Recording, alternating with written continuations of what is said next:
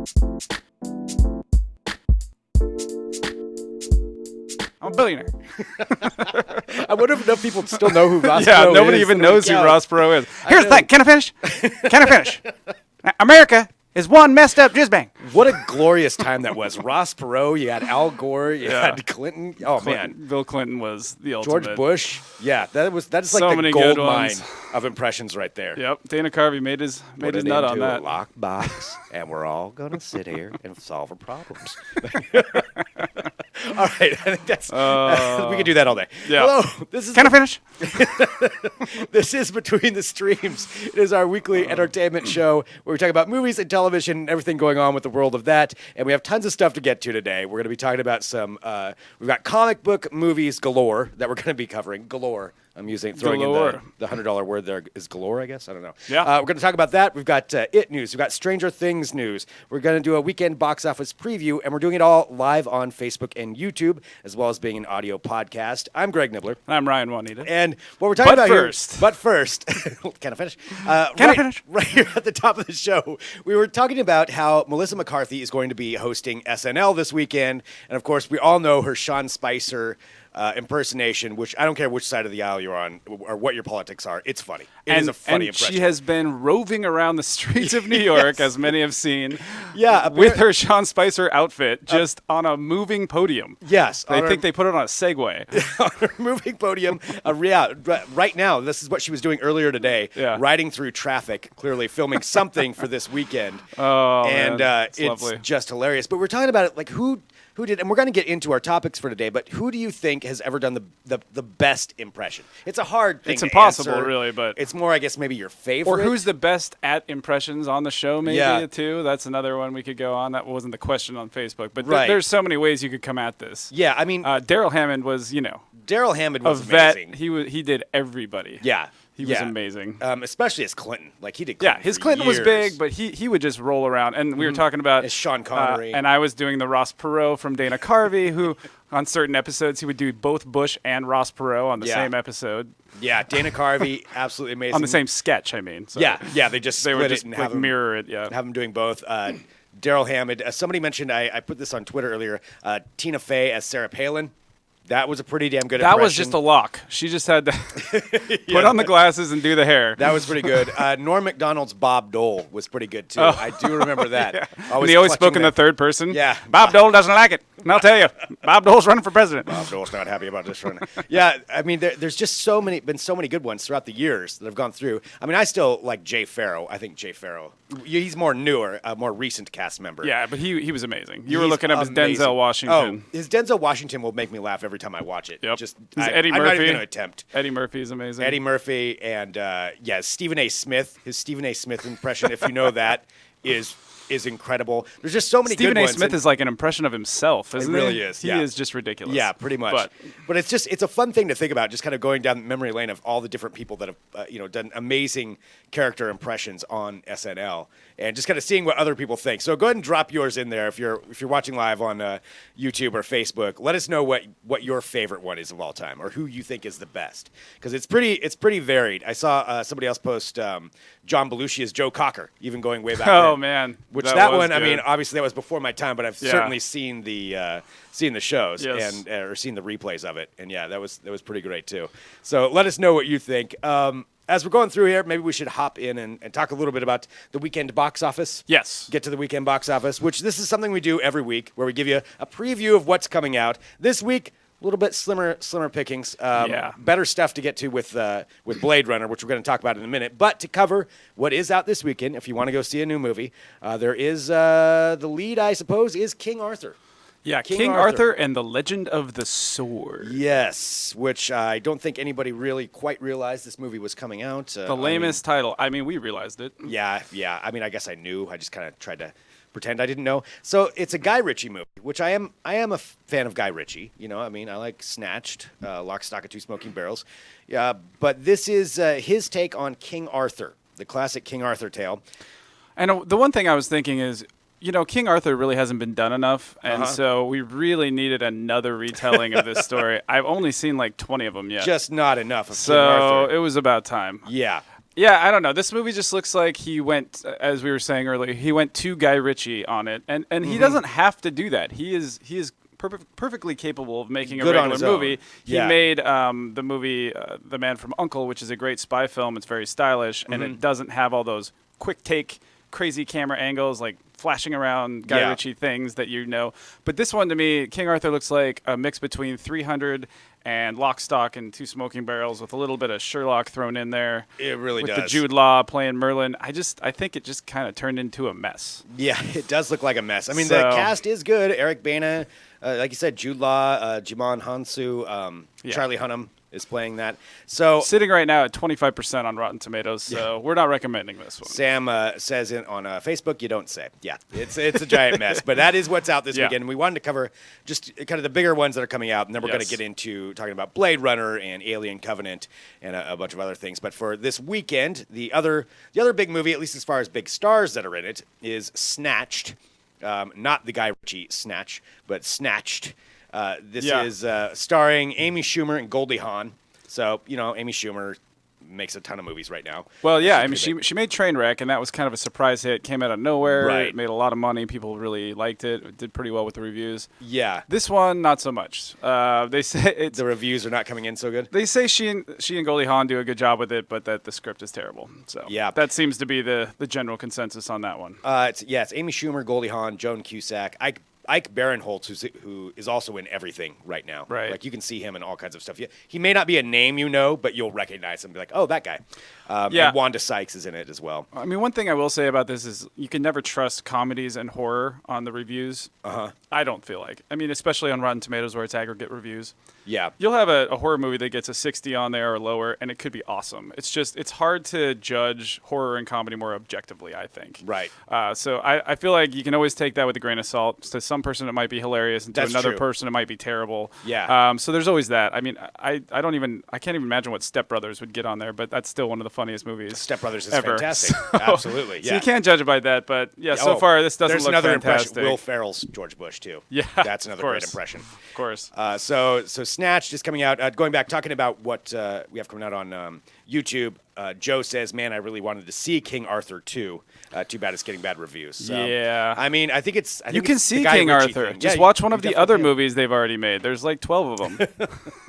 So that is out this weekend. But I mean, you can go see it if you want to. And then the final one for this weekend that I saw a lot of reviews anywhere were coming in for this is Lowriders, which I did not know much about that. It's actually got some recognizable actors in it. But it's... That's a glowing review. It's actually got some recognizable actors in it. No, that's kind of what it is. Eva Longoria.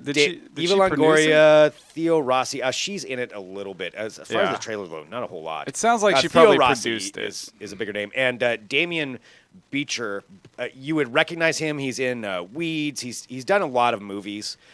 He kind of looks different here because he shaved his head and he's got like a mustache and all that stuff. But it takes place in East L.A., and it's about LA's near spiritual car culture. And this guy, I'm reading the review. Basically, this kid's a graffiti artist who tags everything, and then he thinks he's an artist, and then he fights with his dad.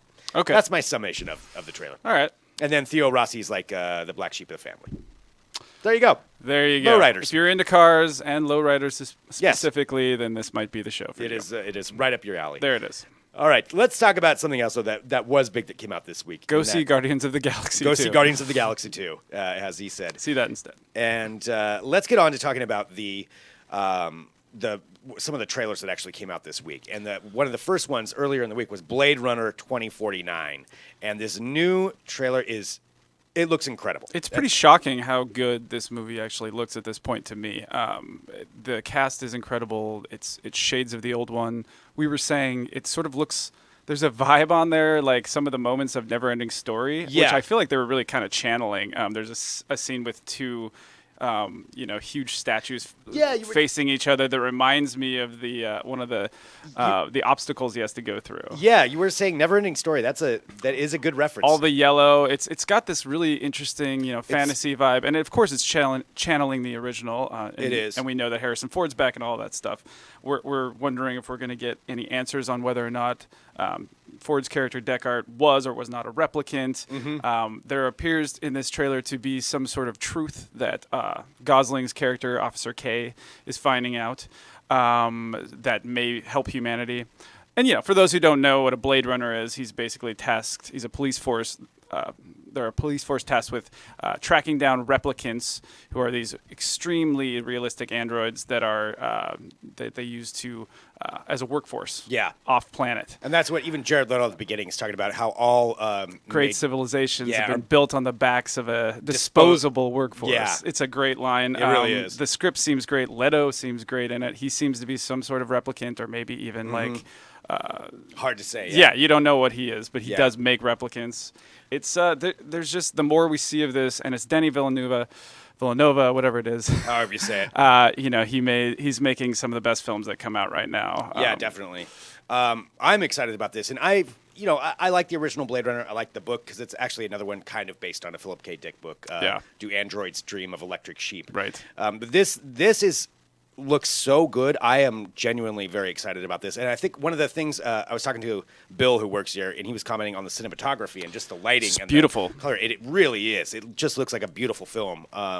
So I'm definitely very excited about it. I'm curious if other people are as well. Like, even not being a hardcore Blade Runner. Which I am not necessarily. Yeah. I mean, I respect it, but it's not like one of my, canon films that I go back to, even though I know it's like a huge film in the genre.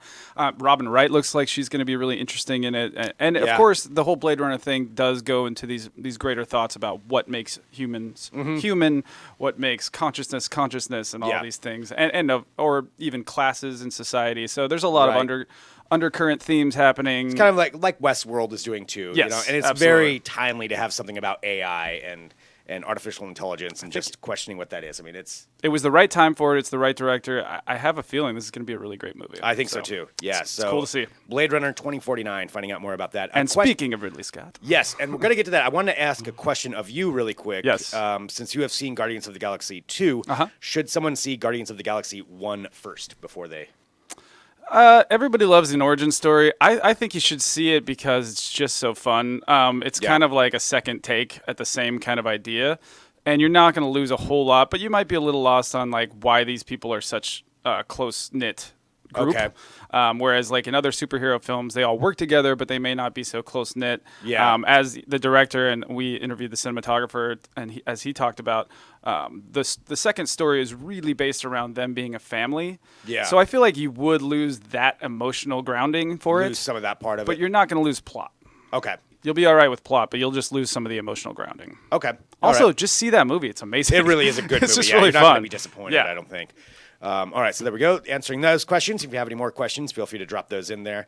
Alien Covenant, which this is something that we've heard so much about. I feel like it's already been out and passed, but it hasn't even been in the theater yet. And for those who don't know, Ridley Scott, of course, made Blade Runner, and he produced Blade Runner 2049, but he's actually directing Alien Covenant. And he also wrote Blade Runner 2049 with some other guys. So just to clear that up. There's the Ridley Scott thread through everything. Scott is so hot right now. And I think that... the Alien Covenant, like I said, there's been so much press about it, such a huge marketing push. I still want to see it, but damn, it's been a lot. It's almost to the point of overload. I know what you mean, and it feels like we've seen a little too much of all the big action scenes. Yeah. I don't know how much of that is going to happen. The reviews are starting to come in now, but I haven't had a chance to look through them. I still think it looks like a great movie. Yeah. But the interesting thing that we had come out this week is that Ridley Scott seemed... He was in he gave a recent interview where he seemed to be sort of flabbergasted that his audience wanted to see the xenomorphs in these new movies. Like what? Like what? What about the extensive dialogue? And and his argument was, we've made 4 movies of these. Like I want to push the story what the forward. People want, man. Yeah, and so to that end, Alien Covenant sort of went back to basics, and it looks a lot like the original Alien, just in tone. Not to mention the monsters.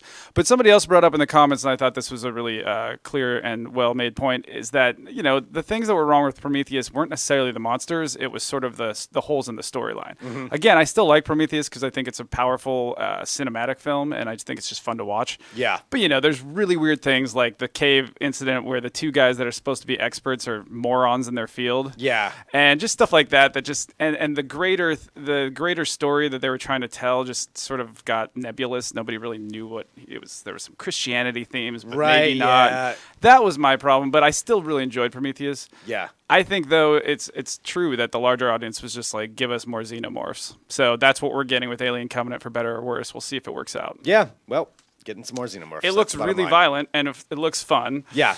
And Danny McBride is like an alien, nut bar. He loves it so much. So the fact that he's in it and helped, helped cultivate it a little bit, I think bodes well for it. We'll see. Awesome. Well, there we go. So that is what is going on there. Alien Covenant. And that is Ridley Scott Hour. Ridley Scott Hour, or Ridley Scott Update. May 19th is when you can get to see that. So we'll be talking about that coming really quick next week. That's right. Stranger Things. Let's get to some Stranger Things news. Stranger Things 2, still a thing, still happening. Still seems weird that they're pushing it out this far to launch the next season. Well, it would have been nice to see it this summer, but I get why they like the October. I get it. The date. Yeah. I feel like they should jump on it, though. I mean, these kids are young anyway, so I mean, you got to film them before they get too old. I think they did. I think they did shoot it. I just think they're waiting to release it because they want that October release date. I don't know if they're filming season 3 or not yet. Yeah, that's a good question. But yeah, so we found out some more things about Stranger Things. Yeah, what we found out was more that things about Stranger Things. Will Byers, who we didn't see a lot in the first one because he was in the Upside Down and the kids didn't find it for a long time, is a much more central character, which kind of, it's a little obvious because what we saw at the end of the season, I don't want to spoil too much for people, but what we saw at the end of the first season made us know that Will Byers is definitely, if not in it more, he's driving the plot. Yeah. But apparently he is in it more, and the actor Noah Schnapp, I guess, is... of course, you're hearing this from the people making it, right? But the Russo brothers are saying, the Duffer brothers, two different brothers. The Duffer brothers have been saying that they're just sort of blown away by his acting in this second season. They said that they kept texting each other like, "Man, Noah Schnapp is killing it. Oh wow, Noah Schnapp's awesome." So apparently, it's a lot more Will, and that's a very good thing. Okay. So that should be good news to those who are big Stranger Things fans. Yeah, well, which I am definitely a big fan. I will power watch that once it comes out. I'll binge watch it. I did see something else too. I was just noticing this today. There was an interview with Collider, with Sean Levy. Collider had an interview with Sean Levy, and he said that the showrunners, the Duffer Brothers, had so many ideas for the second season that they ended up pushing a lot of those onto the third. So they could only do so much. They said they had 40 different ideas going into the season. They used 30 and pushed the rest onto the third season. Well, and we do know that the show has a Bible that they wrote that's sort very of the extensive. Undercurrent, and it's got all the background and everything. Yeah, explaining the entire world. But yeah, just getting back to Noah Schnapp, they said one of the lines they said was, "Noah steps up in the most staggering way." That's what one of the producers did. Just that he's killing it. He's I guess. doing that well. Yeah, and you never know with kid actors. Yeah, that's true. It's kind of a crapshoot. It really is. Yeah. So good for him. Well, moving on to something else, actually also starring somebody from Stranger Things. I believe he's in it, correct? Finn Wolfhard. Oh, yeah. Is in it. And so we got another trailer for that. And we don't need to go too far in depth with it, but I did want to just comment on it for a second because I am really, really getting excited about this movie. Right. And this one showed more of the kid element of it. Which does have a very Stranger Things vibe, or Stranger Things has a very it vibe. Yeah, that's probably a better way to put it. Better way to put it, yeah. And it just shows the kids going through, going into the sewer, probably, I'm assuming, for the first time, where Pennywise lives, and just encountering that and obviously looking for the missing kid. It just looks like it's going to be a really fun movie. Yeah, it's interesting visually how much it looks like the miniseries in some ways, too. Yeah. Like, with the swimming hole that they create looks a lot like the TV miniseries is one. The tunnel that they go into looks a lot like that. I mean, I guess in some ways it's obvious that it would because there's only so many ways to make a tunnel go into a sewer. But it's definitely channeling the series a little bit, and it's picking up on that nostalgia vibe that is still pretty hot right now, although I feel like it's maybe cooling off a little bit. But yeah, 80s are still like where everybody wants to make their movies these days. And I think it can kind of transcend that a little bit. Because it's set there. So, yeah. Yeah, it's not like they're making this up. Yeah. Right. So, and you get a really cool shot of Pennywise that's horrifying. He looks very scary. He looks, very scary. That guy, I forgot it's Bill Skarsgård that's playing... Peter Skarsgård. Peter Skarsgård? Yeah. Oh, okay. I thought it was okay. Peter Skarsgård. Yeah. All right. It's his brother. I'm getting them mixed Or up. no, wait. No, I think it's Bill. No, it's Peter, but it's Alex Skarsgård's brother. Yes. There's a lot of Skarsgårds Yes. out there. Okay, so it is Bill Skarsgård. I think you're thinking of Peter Sarsgaard. Oh my God, I'm an idiot. Yeah, the Sarsgaards. Can we go back and just erase all that? There's too many Sarsgaards and Skarsgårds. Anyway, one of the Sarsgaard cards. Speaking of I which, can't say it anymore. One of my favorite SNL skits ever was Peter Sarsgaard was on there doing a commercial for the Sarsgaard SARS Guard. Remember when SARS was a big thing? Yeah, dude. I've forgotten about that. All Bird right. flu, SARS. Okay. Going back in time. Okay, here we go. Anyway, let's move on from the Sarsgaards. Pretend like Sarsgaard that files. didn't happen. Sure. Yeah, just block that from your mind. Let's get into some comic book news because, as usual, this is something that hasn't seemed to fade, even though the retro stuff is still going. The comic book movies and products and television shows are going strong.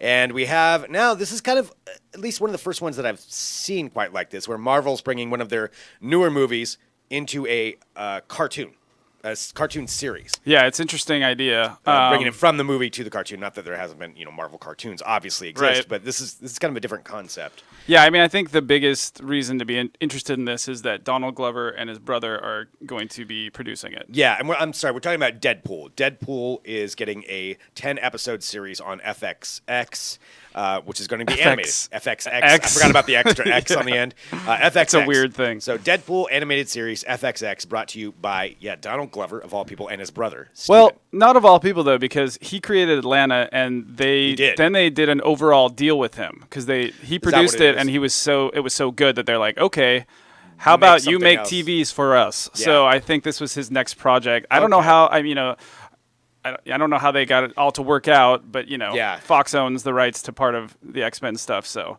that's a whole complicated story that we don't need to get into. But Right. But Fox, being the parent company of FXX, probably helps out a little bit. was able to grab the property. But it should be interesting. Yeah. I trust Glover's sensibilities when it comes to the stuff he makes. So I mean, and FX has done some really great series, so I will give that a shot. I'm probably not going to be the first thing I watch, but I will see what it's like. if you can't get enough Deadpool, there's even Deadpool. more. Yeah. Well, speaking of R-rated comic book movies, we are getting another one now, and that is Hellboy. Hellboy is getting remade. It's not going to be Hellboy 3, so it's not going to be continuing on with Ron Perlman as Hellboy, which will be kind of weird. Kind of not a to bummer. See. Yeah, I know. Because he was so good in that. But then there's a Stranger Things tie-in. There is indeed. Yeah, Stranger Things is everywhere. And the new Hellboy is going to be David Harbour, who is the chief.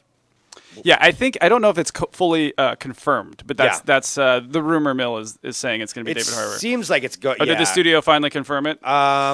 I'll double check, but it seems to be being reported everywhere. Yeah, it's well, just because it's reported true. everywhere, we've been bit before, but not 100%. As far as we know, they're looking to make an R-rated Hellboy. They're going to call it Rise of the Blood Queen, and David Harbour, the sheriff from Stranger Things. We do have a confirmation because he posted it on Twitter.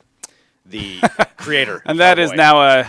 Yeah, that's right. And the creator of Hellboy is helping to write the script. Yeah, Mike Mignola. Okay, here's the confirmation. There is going to be another Hellboy movie. It's going to be an R-rated reboot directed by Neil Marshall and starring David Harbour. Oh, okay. So, according to him. There it is. There it is.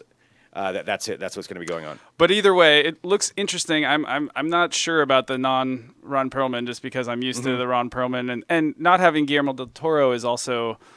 I don't know. He's a creative guy. Right. He knows how to make creatures, so I'm a little bummed about that. But the fact that it's going to be R-rated is definitely got me more on board. I like the R-rated side, Yeah. and David Harbour's great. I don't know how he'll do as Hellboy, but I'm sure he's a fine actor, so I'm sure it'll work out. Yeah, and the director for this is going to be one of the directors I think it's Neil Marshall, and he's done some of the big recent Game of Thrones episodes. Oh, okay. And he also did the cult hit The Descent, which I've been told is like one of the scariest movies. I have been told that in the last few years. I've got a friend who swears by that movie. Yeah. I haven't watched it yet. Clearly, I need probably time. Probably time to watch it. So that's the Hellboy news. And for those who don't know about who Hellboy is, Hellboy's a demon who was raised by, and I want to get it just right. He's was a young demon who was raised by a kind professor. Right. So he's kind of an agent of hell, but he's trying to fight against hell. So he's and he saws off. He his saws horns. off his horns so he doesn't have like all the evil. Yeah. And he is prophesized, I believe, at least in some of the comic. I think he's prophesized to like destroy the world if he comes upon the throne of like what he could do. Like if he becomes the hell or evil that he something, was yeah. meant for, he will destroy the world. But instead, this kindly professor is like No, you're all right, making bro. him a good guy, and he's a superhero. So Yeah. it's a cool story. It is. I love the story, and it's one of the few really popular indie comics that broke through. So that's awesome. Absolutely. So continuing on with the comic book news, we'll hit this one briefly. It's character, and I'll be honest, I was not familiar with this character. This goes a little bit deeper than my knowledge of the DC Comics. Black Lightning is a comic book character. Which, if you know that, I'm just kind of telling it to you, and I sound like an idiot. But nonetheless, if you're like me and you didn't know who Black Lightning was, No idea. it is a character. Jefferson Pierce is his real name. He has I guess in the comics, or at least in this version of it, in what the television show is going to be, he's a little bit older. He used to be a superhero. He gave it up and just became an educator. And now he's got a daughter who is showing signs of having superpowers. So he decides to go back into it and become a superhero again, become Black Lightning again. He can generate and absorb and direct electricity. Okay, that's a pretty interesting premise. It is kind of. And it sounds like, from what I read, and again, depending how they do this, so the series is going to be on CW. Oh no, never Yeah. mind. Yeah, well, yeah, it's true. But there's a lot of them that are on CW. Yeah, and they're all Greg Berlanti, and I'm just not a fan. Not a fan. No. All right. Well, Ryan says no. So But who knows? Maybe it'll be great. I'm sorry if. Watch an episode of Arrow and tell me that that's fantastic writing / acting, and I will not be able to agree with you. fight, nerd fight. All right. Well, anyway, that's what's going to be happening. Yeah. So it's going to go to CW, and we'll see what happens with that. But it sounds like from the description of the series, they're probably keeping him. The character wants to stay in his city and fight crime on the ground and fight like local crime. Sounds kind of like Daredevil-esque, Right. as far as that. Well, and they're doing well, but DC also has this problem where they're not connecting the two, and it's just this sort of, it's like the X-Men problem. It's this messy Television, cinematic yep. universe that they can't figure out how to Yeah. make it right. And they have the Flash on TV. He's really popular. And I argue that that's their best series. I think that one's like pretty good. Yeah. It's pretty decent. But then they have a new Flash for the new DC movies, and it's just Confusing. it's very confusing. Yeah, it is. But more power to them. They're doing well. They took Supergirl from ABC. Their Legends of Tomorrow is still going. Yeah. They're It's doing still well. there. They know what they're doing. No, they keep on making them anyway. Yep. All right, let's go on to another superhero thing. We've got just a few things left here before we wrap up for the day. This is A like couple of really, things, really but- interesting to me. By the Yeah, way. and you found this, It bringing just this was to me. breaking this morning. And it's about a new. Maybe you can explain it. Yeah, so Honestly, there's I'm a an little in X-Men the dark. spin-off movie called The New Mutants. So it's going to be a movie. Yeah, and it was a spin-off comic. It's a pretty popular one. Mm-hmm. But the interesting thing is that Maisie Williams, also a.k.a. Arya Stark, Yeah. is going to star in it. And what's kind of funny about that is that Sansa Stark, Sophie Turner, is already in the X-Men universe. Yeah, that's she true. plays Jean Grey, and she's actually going to be playing Jean Grey in in the next X-Men movie, which is called X-Men Dark Phoenix. And Jean Grey has connections with the Phoenix, or she becomes the Phoenix in some of the stories. So Yeah. there's a good possibility that Sophie Turner is going to be a major driving force in that movie. Yeah. So that's kind of interesting, that parallel. Game of Thrones moves to X-Men. Right. And then the other thing that's interesting is that the other person who's starring in New Mutants with Arya Stark, with Maisie Williams, I should say, is Anya Taylor-Joy. And if you don't know who she is the lead actress in The Witch.